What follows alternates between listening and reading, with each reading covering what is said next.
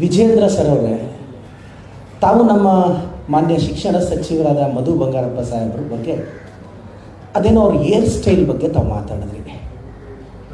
ನೀವು ರಾಜ್ಯಾಧ್ಯಕ್ಷರು sir, issues ಮೇಲೆ ಮಾತಾಡಿ, ತಪ್ಪುಗಳಿದ್ರೆ ತೋರಿಸಿ.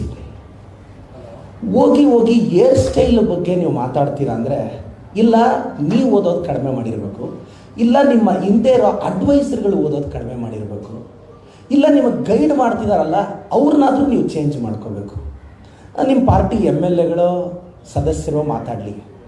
ಒಂದು ಶಿಕ್ಷಣ ಸಚಿವರನ್ನ ಪ್ರಶ್ನೆ ಮಾಡುವಾಗ ವೈಯಕ್ತಿಕ ತೇಜೋವಧೆಗೆ ಯಾರಾದರೂ ಇಳಿತಾರ?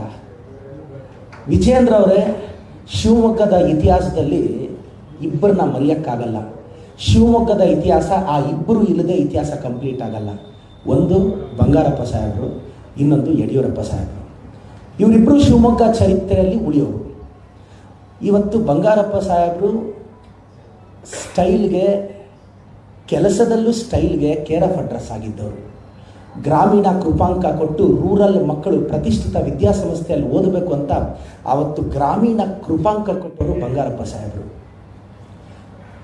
ಭಾಳಷ್ಟು ಯೋಜನೆಗಳನ್ನ ತಂದವರು ಬಂಗಾರಪ್ಪ ಸಾಹೇಬರು. ಅವ್ರ ಮಗ ಮಧು ಬಂಗಾರಪ್ಪನವರು. ಅವರು ಶಿಕ್ಷಣ ಸಚಿವರಾದ ಮೇಲೆ 12,000 ಜನರ ಟೀಚರ್ಸ್ ಪೋಸ್ಟಿಂಗ್ ಆಯಿತು. ಅದು ನಿಮಗೆ ಗಮನಕ್ಕಿಲ್ವಾ ವಿಜೇಂದ್ರ ಅವರೇ?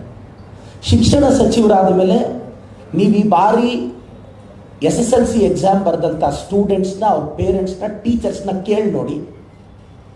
ಇಷ್ಟು ಸ್ಟ್ರಿಕ್ಟಾಗಿ ಎಕ್ಸಾಮ್ ಯಾವತ್ತೂ ಕರ್ನಾಟಕದಲ್ಲಿ ನಡೆದಿಲ್ಲ.